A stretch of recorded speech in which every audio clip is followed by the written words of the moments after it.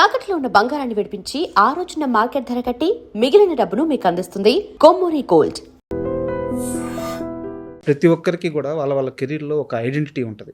ఇప్పుడు ఉదాహరణకి మీరు డైరెక్టర్, ఇప్పుడు ప్రొడక్షన్లో బిజీగా ఉన్నారు, నేను రైటర్ని. బట్ వీటన్నిటికీ మించి మన తల్లిదండ్రుల నుంచి ఒక ఐడెంటిటీ వస్తుంది. దాన్ని ఒక్కొక్కరికి అది ముళ్ళ కిరీటం అవుద్ది, ఒక్కొక్కరికి కిరీటం అవుద్ది, ఒక్కొక్కరికి బాధ్యత అవుద్ది, కొంతమందికి పెయిన్ కూడా అవుద్ది. సో ఫైనల్గా మీరు మా ఎంఎస్ గారి కూతురు. అంటే మీరు ఎన్ని అచీవ్ అయినా చేయండి, నేను దాన్ని చాలా గర్వంగానే చెప్తాను. మీరు డైరెక్టర్గా లేదా ప్రొడక్షన్ పరంగా ఎంత సాధించినా, ఎందుకంటే ఒక ఎంఎస్ గారిని కానీ, ఒక బ్రహ్మానందం గారు కానీ, ఒక కోట గారిని కానీ వీళ్ళని చూసినప్పుడు వాళ్ళ ఐడెంటిటీ ఎక్కడుంటే మాకు అక్కడ ప్రస్తావించాలనిపిస్తుంది యాజ్ ఏ జర్నలిస్ట్గా. సో మీరు మా ఎంఎస్ గారి కూతురు. ఈ ఇంటర్వ్యూ నేను అలాగే డ్రైవ్ చేయబోతున్నాను. మీ డైరెక్షన్ కానీ ప్రొడక్షన్ కానీ మాట్లాడుకుందాం కానీ, బట్ ఈ ఇంటర్వ్యూ ఫ్లేవర్ మాత్రం అలాగే ఉండిపోతుంది. మీకు ఓకేనా? Definitely. I'm very happy that you are taking it like that. And I'm always అంటే ఆ లెగసీని మేము క్యారీ ఫార్వర్డ్ చేయాలి. లైక్ మేము మా వర్క్ త్రూ కాదు, మా పర్సనాలిటీ త్రూ. ఆ డాడీ వర్క్ని నేను యాజ్ ఎ డాటర్ ఎవరైనా ఇలా అడిగినప్పుడు కానీ I take it like a blessing. Super. మాకు ఎంతమంది బ్లెస్సింగ్ ఇవాళ లభిస్తుందంటే ఆయన వర్క్, ఆయన పర్సనాలిటీ వల్లే. I'm very happy to be addressed like that. ఇప్పుడు ఎలా ఉంది మేడం లైఫ్? గుడ్ అండి, గుడ్. అంటే నాన్న మాకు ఎప్పుడు నేర్పించింది ఒకటే, స్క్రాచ్ నుంచి బిల్డ్ చేసుకుంటూ వెళ్ళాలి. From zero, if you fall down also అక్కడి నుంచి మళ్ళీ లేగడం, మళ్ళీ పరిగెత్తాలి. సో అది అలవాటు ఉన్నోడికి ఎప్పుడు లైఫ్లో అంత ప్రాబ్లం ఉన్నా మేము ఫేస్ చేయగలం, ఆ ధైర్యం ఉంది కాబట్టి ఇట్స్ గుడ్. పర్సనల్గా మీ జర్నీ నాకు కాస్త తెలుసు మేడం. ఎందుకంటే మీరు మీడియాలో కూడా వర్క్ చేశారు. మీ కొలీగ్స్తో మాట్లాడినప్పుడు కొంత చెప్పారు. ఎంఎస్ నారాయణ అనే ఒక లెజెండరీ యాక్టర్ ఇండస్ట్రీలో, ఆయన అనుకుంటే, ఆయన చెప్తే ఎక్కడైనా వర్క్ దొరకద్ది, ఎక్కడైనా పని అవుద్ది. అలాంటిది ఎప్పుడూ కూడా నా కూతురు వర్క్ ఇవ్వండి అని ఆయన ఎప్పుడు చెప్పలేదు. ఆయన ఆర్టిస్ట్గా బాగా ఎస్టాబ్లిష్ అయినప్పుడు, జనాలకి బాగా రీచ్ అవుతున్న సమయంలోనే మీరు డైరెక్టర్ అయ్యారు, మీడియాలో వర్క్ చేశారు.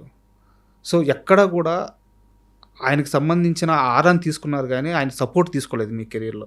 100%. ఎందుకు ఆ డిసిషన్ కాన్షియస్గా తీసుకున్నారా, లేకుంటే ఎందువల్ల? అంటే ఆయన ఉన్నప్పుడు కెరియర్లో ఒక గ్రేట్ హైట్స్లో ఉన్నప్పుడు నాన్నగారు సపోర్ట్ తీసుకుని మనం ఏదో ఉన్నాము, ఏదో చేస్తున్నామని ప్రూవ్ అప్పటికప్పుడు ట్రై చేయొచ్చు. బట్ తర్వాత మనకు వర్క్ రాలేదనుకోండి, I mean if I'm not capable of doing things, అది ఎంతవరకు పనికొస్తుంది? ఎప్పుడైనా మన కష్టము మనకు వచ్చిందే మనతో వస్తుంది, ట్రావెల్ అవుతుంది. So I learned. నేను నా స్ట్రగుల్ నేను పడ్డాను, నేను నేర్చుకున్నాను, నేను నేర్చుకుంటూనే ముందుకెళ్ళా. కాస్త అంటే మీ జర్నీ కాస్త వివరంగా చెప్తారా?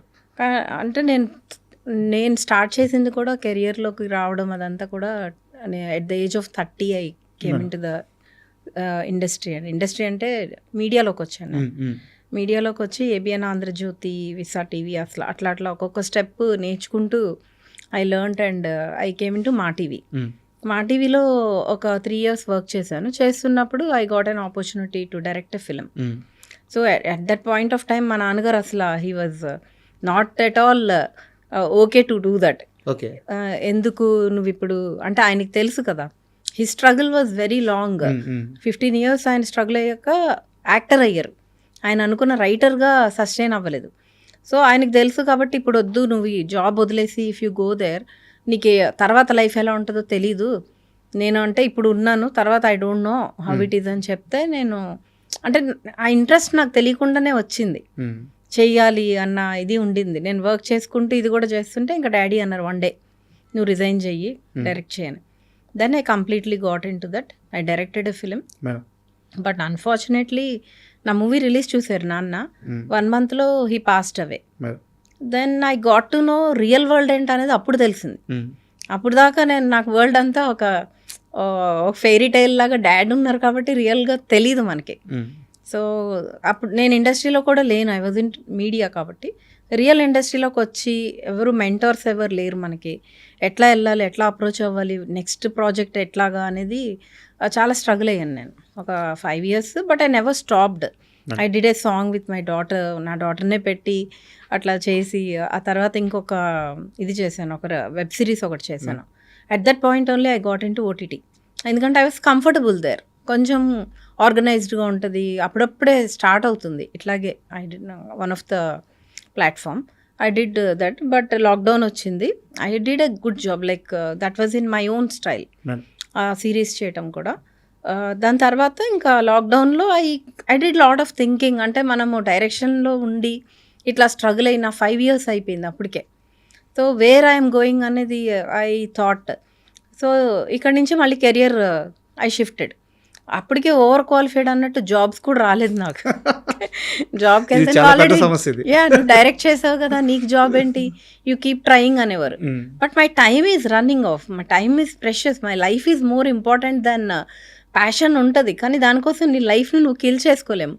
And I have 2 daughters, I'm a single parent. So I thought okay something I have to take care అని ఇంకా ప్రొడక్షన్లోకి I entered super. People Media factory.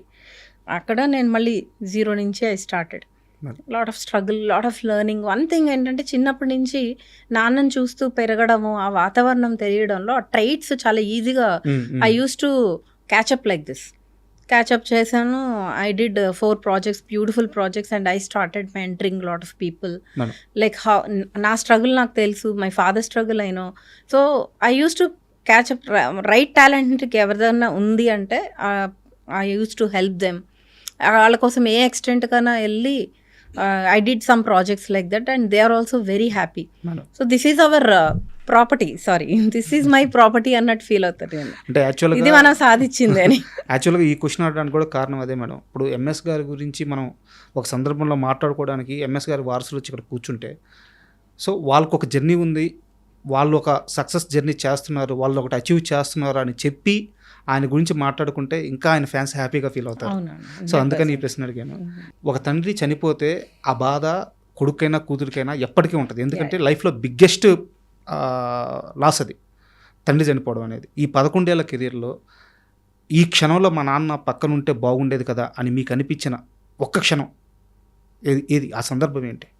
Every moment ఆ పెయిన్ ఉంటుంది మాకు, ఆ లాస్, ఆ వాయిడ్ ఉంటుంది, అది ఎవరు తీర్చలేంది. నాకు మేజర్గా నా daughters when they achieved something, నా అచీవ్మెంట్స్ కన్నా మా నాన్న నేను డైరెక్ట్ చేసిన సినిమా చూసారు. I'm somehow I'm happy that he saw me okay she can do it అనే ఒక దాంతోటే హీ లెఫ్ట్ ద వరల్డ్. ఇప్పుడు నా daughters when they achieved something, మొన్న my young one bought her car by herself, and my elder one is doing a business. So when they are achieving these things, నాన్న ఉంటే పక్కన బాగుండు కదా, అమ్మ ఉంటే బాగుంటుంది. అరే ఇప్పుడు దాకా వాళ్ళు చాలా చిన్న ఏజ్లో చనిపోయారు నాన్న. At the age of 63 only he passed away. So అప్పుడే కాకుండా ఉంటే ఈ జర్నీ మేము చూసుకునే టైంలో ఆయన లేరు, మేము స్ట్రగుల్ అయ్యే టైంలో హీ పాస్డ్ అవే. ఇప్పుడు ఉండుంటే at least he will be very happy seeing me what he thought of doing. ఆయన చేయాలనుకునే కొన్ని నేను చేస్తున్నప్పుడు అరే డాడీ ఉంటే చూసి చాలా సంతోషించేవారు కదా అనే ఫీలింగ్ ఎప్పుడూ ఉంటుంది. అది మనోరాళ్ళ సక్సెస్ ఇంకా రిలాక్స్ అవ్వలేదు నాన్న, కష్టపడతానే లాస్ట్ మూమెంట్ వరకు హీ పాస్డ్ అవే.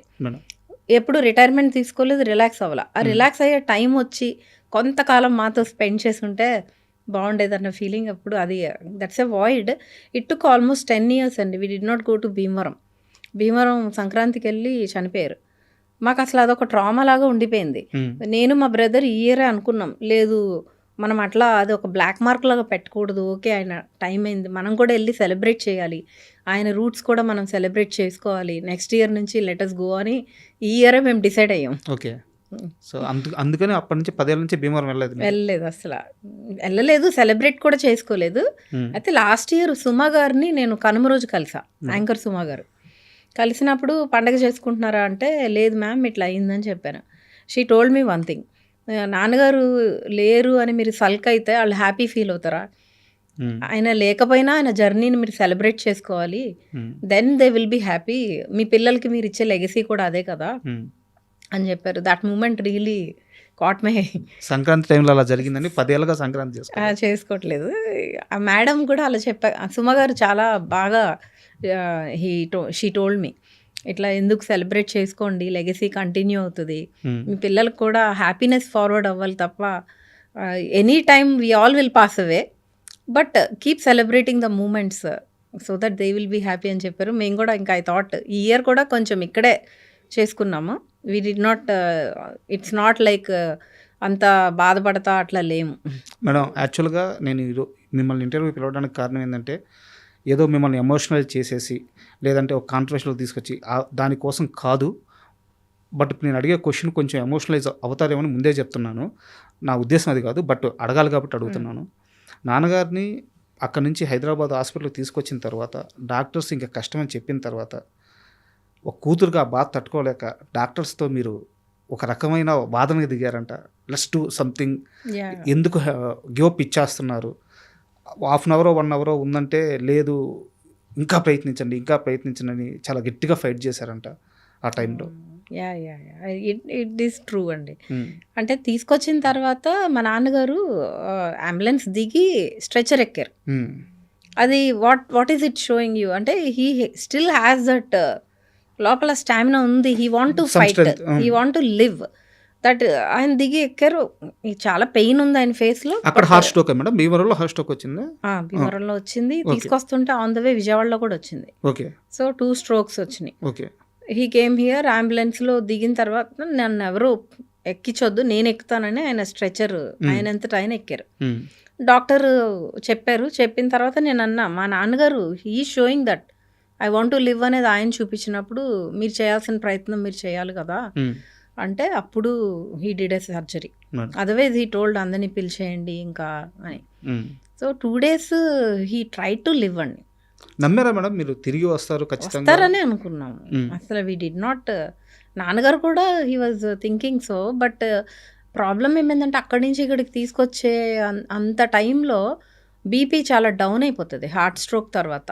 అంత లో బ్లడ్ ప్రెషర్ ఉన్నప్పుడు లోపల బాడీ పార్ట్స్ అన్నీ ఎఫెక్ట్ అయిపోతాయి. That's how his kidney got affected. Kidney effect అయింది. ఇంకా మేము కాపాడుకోలేకపోయాము అప్పుడు. Sorry madam. యాక్చువల్గా మదర్కి ఏమైనా హెల్త్ ఇష్యూస్ ఉన్నాయా మేడం? మదర్కి హెల్త్ ఇష్యూస్ అంటే చిన్న అప్పట్లో ఒక సర్జరీ అయింది. ఎందుకు అడిగానంటే 1 year లోపల అంటే ఆయన చనిపోయిన 1 yearకే మదర్ని కూడా లాస్ అయ్యారు మీరు. సో ఆ బెంగ వల్ల ఏమైనా చనిపోయారా అని, అది కూడా కారణం. Both are very much connected అండి ఇద్దరు.